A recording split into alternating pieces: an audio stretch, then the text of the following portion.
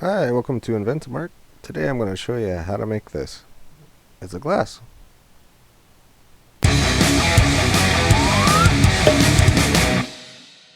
Back to the third installment of the tutorial, and today I'm just going to show you how to make a glass object, basically just like a drinking glass. And to start out, what we want to do is make sure that everything's over here and everything's set the way we need. And first thing is Shift A, or Shift A, and then opens up the menu box here. Create a cylinder, and I want to have it more sides so it's not so blocky looking, so make that 64, and see, we got that, so it's smoother now if you look at it. So whatever you change this to depends on how smooth it is. You can click and scroll and it changes how many there are. So make that 64. It's not too blocky, but still a little bit. Let's change the view to the front view. If you look up here, it is the front, and then press 5. Changes it from perspective to ortho. And then Z changes it from wireframe to the standard. So let's go to wireframe, and then let's press tab to go into vertex edit mode. Let's see, edit the object. And if you press B and drag, it selects a box. It selects all the vertices that are visible in the box. And that's why I like to work in wireframe mode, because it selects all of them behind it rather than solid mode. There's a way that you can select them all when it is in solid mode, but that's a little bit more confusing, so I've just shown you this for now. And then let's go ahead and move that up to make it at the bottom of the glass. So press G and see how it's moving. If you press Z, it stays on Z axis, and then drag that up, and hit A to deselect that. Let's hit B and grab all these. Let's move these down. Press Z to snap it, and then move that down. Zoom in a little bit, and let's make the bottom have a little edge. So press S and move it out a little bit like that. That looks good. Let's zoom out. Then press E to extract it. It's gonna go up to the Z vertex or axis, and just drag it up that much, and press S and sizes it up. That looks like it's a little bit too short. Let's make it taller. Grab it and Z. That looks about good there. And so at the top here, I want to extract and grab it up just a little bit, and then press S to size it down just a little bit. We're making the rim of the glass. So extract, move it up just a little bit, S to size it down a little bit. Let's change the view a little bit here, because we're going to be working on the top. So just click the middle mouse button and drag down, and then it shows kind of a top-down view. Press E to extract and size, so that's flat on top. Press E, extract, S to size it a little bit, and G to grab. Press Z to move it down. And I want to do one more of those. E, extract, size, grab to move it down on the Z axis a little bit. Now here's where it gets a little bit more tricky. Let's go back into the front view and see that that's selected in there. See how I have that middle inside selected, and press 1 to go back into front view, orthographic. Zoom out, and if we press E to extrude it, we're actually making the inside of the glass now. And you probably want to have it about right there for the bottom. And I'm going to go out of edit mode real quick and go into normal mode and show you what this looks like. So it looks really goofy and confusing. What happened is that this is actually passing through the outside of the glass, so we still need to resize that So let's go back into front view, press tab, press Z to select those, or go into wireframe, and those are still selected. So what we want to do is size those, press S, size them down, and the bottom goes to the inside a little bit more. And now we can work on making the bottom of the glass. So extract down just a little bit, size it just a little bit, extract down, size it just a little bit, extract down, size it a little bit. And now we have a pretty nice bottom, but what I like to do on these kind of objects is extract again, size it to about halfway, extract, size it about halfway, and this just stays on the same horizontal plane as all the other ones. Extract, size it down, and then extract one more time, size it a little bit. You don't really need to size it, but then you can merge over here on the selection menu. This is actually one of the rare times I use this over here. Merge at center, and it merges all those vertexes into a nice fine point in the center there. And so that makes them all selected to a pinpoint. And what we want to do now is do the same thing to the very bottom of the glass. And one way you can do that is you can select the ball like that, or there's another way you can do, if you hold down Alt and right click on one of the flat lines, it'll select that ring. You can actually do that and hold down Shift and select different rings. But if you click it wrong, it'll select the, see how it has that whole, it selected the whole thing like that on the vertical plane. But if we just want that bottom one, and move the object, click the middle mouse button and drag up a little bit.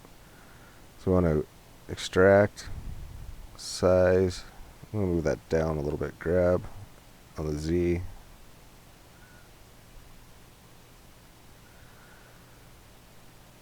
Okay. And extract, size. You can actually get out of wireframe mode to do this, because now we're seeing just the bottom. Extract, size, extract, size, extract, size, extract. Oh, if you move it up or down, it'll make a protrusion on it. Extract, size, extract, size, and probably small enough to merge it. Merge it at center. And then press Z. Go back out, tab to go back into normal object mode. And that's basically just a little glass that we made. And you can make it look even better by clicking on the smooth button. It makes the entire object look smooth. And so that's basically the glass made completely there. And that's pretty simple of how to make the glass, but in reality this glass is super small. It's 3 millimeters by 3 millimeters by 5 millimeters. So it's only 5 millimeters tall. If it was a real size glass, if you press size it up, it'd probably be a lot closer to something like that. But Control Z, I'm just going to leave it like it is there. And you can actually render this by clicking the render button over here. And see, the camera is not pointing quite at it. There's the camera. But if you press 0 on the keypad, it goes directly into the camera's view, and this shows what the camera sees. And if you right click on the border of the camera, you can move the camera around just like any object by pressing G and grab it and move it around. And to zoom out, you press G, then click the middle mouse button, and then pull the mouse up or down, or in or out, and then it does that. So we have a better view of the cup now. If we hit render again, it shows the cup and then press escape, goes back to the window that we were just in. But this is the light that's shedding. That's the only light that we have. So press G and grab that up, and moves it up. You can see that you can change the different lighting effects that it has on everything. You can actually click on here. This is the lamp settings. It only has that when it's an actual lamp of some sort. The normal objects don't have those. The lamp there, though, has that option. You can change it from a point light to a sun, to a spotlight, to a hemispherical light, to an area light. Let's just click it on sun and go back to the camera setting here. Click render again. So it has a more of a full view. And you can, that's the ray of the angle of the sun. So you can actually rotate that on the Y, on the X,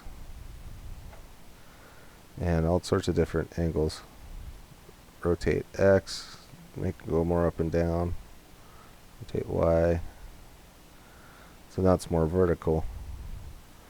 So it's just shining on the inside of the cup now. So let's make it, actually let's go back to camera mode. You can actually change it into the mode that it shows as the actual rendered mode, and you can actually move stuff around in that mode, but you can't see any of the objects, so it's usually go into solid mode. Let's move the X back and move the Y.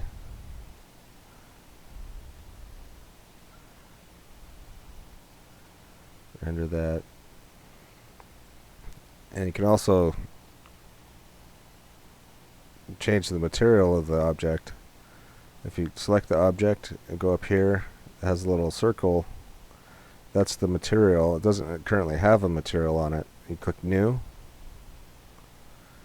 and that shows the material that it is. And this is for the Blender render mode. There's Blender cycles. You can get a lot better pictures and things like that, but this is the Blender render. It's a lot faster for most computers. Most computers can't really handle the Blender cycles. So to change this, to get it to be like a glass, you can click on transparency,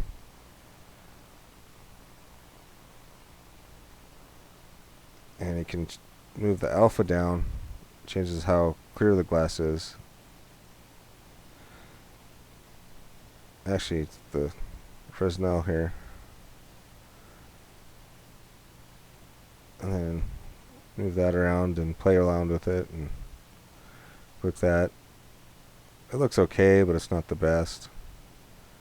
It actually looks a lot better in the Blender cycles mode. I'm just showing you a little bit more than I thought I was going to, but so we created that material. I'm going to go ahead and get rid of this material. To add or get rid of materials, you use the plus and minus there. So I'm going to get rid of that. I'm actually going to change it to Blender Cycles and add a new material and change this into, this is where the materials are. You can change it to all sorts of different things: hair, glossy, glass, diffuse, subsurface scattershing, emission. Emission is really cool. You actually use that to create lights without actually using the actual lamps and things like that. Works a lot better for getting different sorts of lighting effects going on. So let's go ahead and click on glass and click on the thing here. And you can either use this to have your processor on your computer calculate it, or you can use your graphics card. If you have a decent enough graphics card, it'll do a good job, but if not, the computer will do a decent job. It'll take a lot longer, but it should work. If you click on render, it shows the glass like that. Actually, I need to fix the lamp. So click on the lamp, and you want to use nodes because the cycles uses the whole node system. And so right now it's only a strength of 1. So if we go down to rendered mode and zoom in, we can change that lighting. Just drag that up to a brighter light.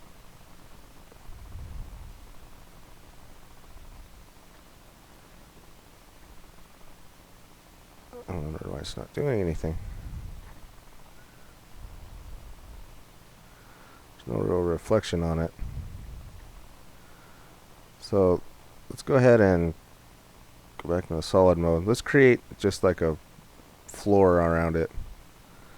And let's move that back into the center, so because I accidentally moved the 3D cursor around. So Shift S, selection or cursor to center, and then that's still selected, so selection to cursor, and just press S and size it up. Just click and drag it, just make it really big.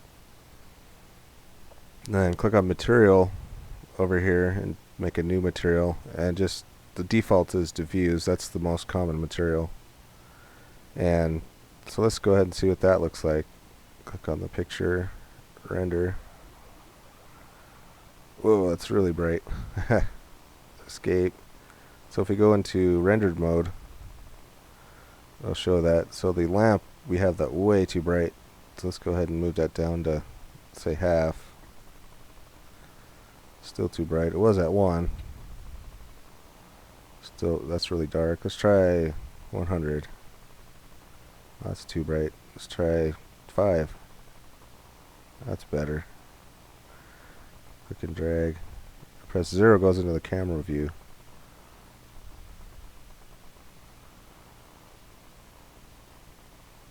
Make it a little bit brighter.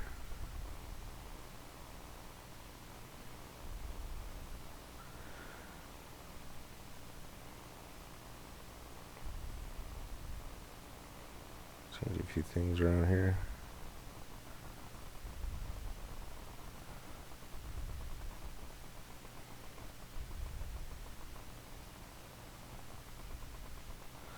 So the sun looks a little bit bright. Let's go down to 12. Actually 10. And see what the camera view looks like. So if we go into the camera view, you can change the cycles. Right now it's only going to do 10 samples. Just try to change that to 75. That's usually low enough, it doesn't take too long. You can either press the render button or press F12 on the keyboard.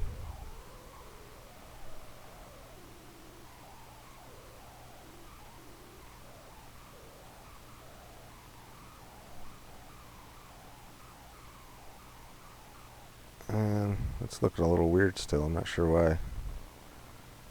Let's go ahead and go to solid mode again. Click on the glass.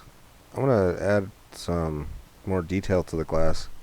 If you click on the little wrench here and click add modifier, go under generate, the second column, and go down to subdivision surfaces. This will make the glass even smoother. You can change how many times it'll subdivide every little segment of vertexes. What it does is it, say you have a square, like just like the plane here that I have, it's just 4 vertexes. When you click on it, look, there's just 4 points on it. When you subdivide it by 1, it makes 4, by 2 is 8, and 16 and 32, and so on from there. So that's what it does to every one of these little segments on the glass. And so I'm going to do that 4 times and apply it. So now if we look, there's a whole bunch of more vertexes on here, so it's going to be way smoother than it was. And let's see how that looks when we render it now.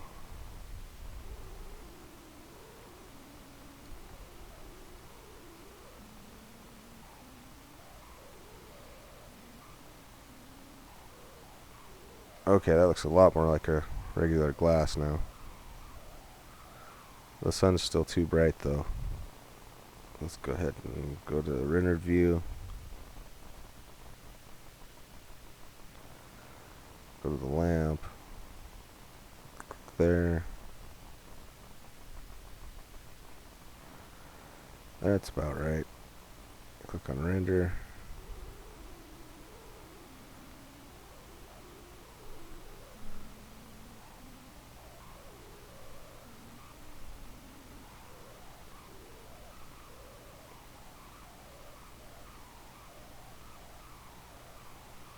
And so there's that, and that's what it looks like. It's not the greatest quality. To get that better quality, what you have to do is change the render samples up here. When it renders it, it'll do a whole lot more. And oh, plus the quality here, 100%. So you can change that too. That actually affects it quite a bit too. So it's actually making it the full quality that it's supposed to be when it's rendered out at that many different samples.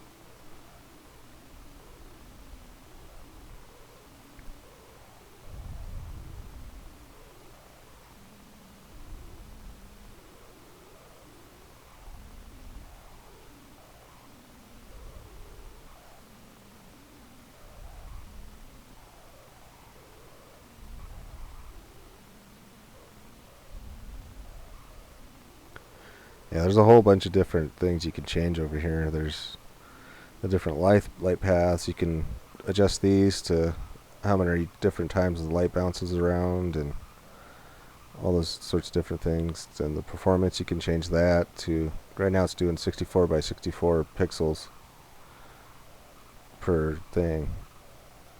And you can change that. That changes the performance too. On the when it's on a CPU compute, it actually uses each processor as one of these little boxes. Because so mine has I have a 4-core processor and it has 8, so it would be 8 little things. So it's hyper-threaded. So there's actually 8 little boxes that it does at a time. But the GPU just does one at a time, unless you have more than one. It will do more than one, but CPU takes a little bit longer, but it'll work too. But the GPU like this makes it so much faster. Anyway, that's all I have for today, and thanks for watching. Have a good day.